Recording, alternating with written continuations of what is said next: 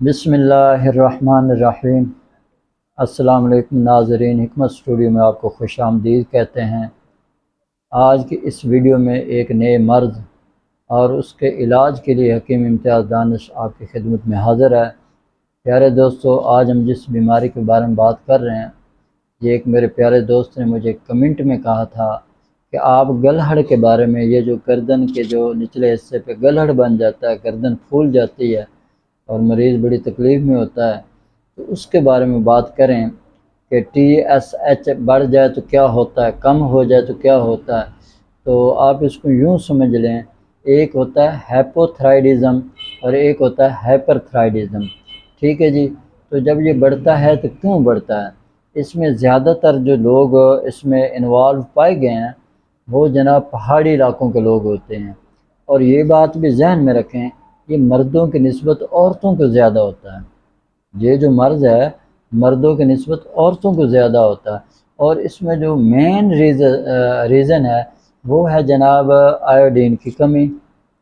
اچھا، اس کا ایک آسان حل تو یہ ہے، جن کے یہ جو ٹی ایس ایچ بڑھ جاتا ہے یا T3 T4 ہو جاتا ہے جب آپ رپورٹ کرواتے ہیں، تو اس کے لیے بہترین حل یہ ہے کہ آپ جو ہے اس مریض کو آیوڈین نمک لے لیں، 1 چمچ 1 گلاس پانی میں ڈال کے صبح و شام روزانہ پیے، اور اس کے ساتھ بادام وہ 11 دانے یا 21 دانے پانی میں آپ رات کو بھگو دیں، اور ساتھ کشمش بھی بھگو دیں۔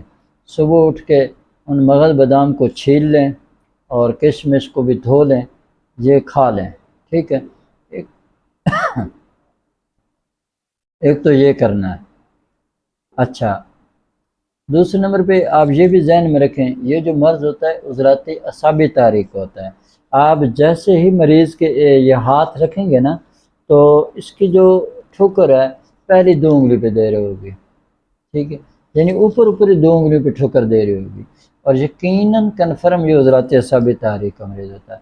اچھا، آپ نے کبھی غور کیا یا نہیں کیا، ایسے مریضوں کی جو رنگت ہوتی ہے چہرے کی یا جسم کی، وہ سیاہ ہونا شروع ہو جاتی ہے۔ ٹھیک ہے، اور اس میں ان کی جو ہارمونز ہوتے ہیں وہ بڑے ڈسٹرب ہو جاتے ہیں، اور ایسی عورتوں کو اگر آپ غور کریں گے تو ان کی چھوٹی چھوٹی مونچھیں نکل رہی ہوتی ہیں، یا بعض تھوڑی تھوڑی داڑھی کے بال آ رہے ہوتے ہیں۔ وجہ کیا ہوتی ہے؟ سارا ہارمون جو سسٹم ہے یہ بگڑ جاتا ہے، اور بعض میں مریضوں کو دیکھا ہے تو ان کی جو آنکھیں وہ ابری ہوئی ہوتی ہیں، بعضوں کو ٹھنڈے پسینے آ رہے ہوتے ہیں، بھوک ختم ہو جاتی ہے۔ اب اس کا حل کیا کرنا ہے؟ سب سے پہلے عضلاتی اعصابی تحریک والی جتنی بھی غذائیں ہیں وہ بند کر دیں، اور عضلات غدی تحریک والی بھی غذائیں بند کر دیں۔ اب ہم نے اس مریض کو کیا کرنا ہے کہ 4 ملین، بات کو سمجھیں، 4 ملین اور 5 ملین یہ برابر وزن مکس کر کے 1000 ملی گرام کی کیپسول اس کو بھر کے دے دیں۔ صبح و شام ایک ایک کیپسول ہمراہ نیم گرم پانی کے ساتھ دیں۔ ٹھیک ہے جی، اور اس کے ساتھ ایک صفوف ہوتا ہے، صفوف غدی اعصابی ہاضم، ٹھیک ہے، اس کی ½ ٹی اسپون آپ نے دوپہر کے وقت دینی ہے اس مریض کو۔ ٹھیک ہے، اور رات سوتے وقت آپ نے اس مریض کو معجون دبید الورد دینی ہے، چھوٹے آدھی چمچ دودھ کے ساتھ۔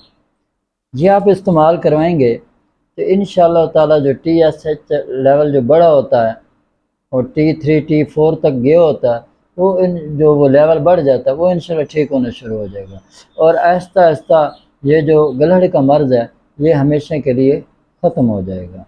ٹھیک ہے، تو اب اس دعا کے ساتھ میں آپ سے اجازت چاہتا ہوں کہ اللہ کریم آپ کو اور مجھے اور پوری دنیا کے تمام مسلمانوں کو صحت والی، سلامتی والی، عافیت والی، برکتوں والی، کامیابیوں والی، خوشحالی والی، خوشیوں بری، سعادتوں بری زندگی نصیب فرمائے۔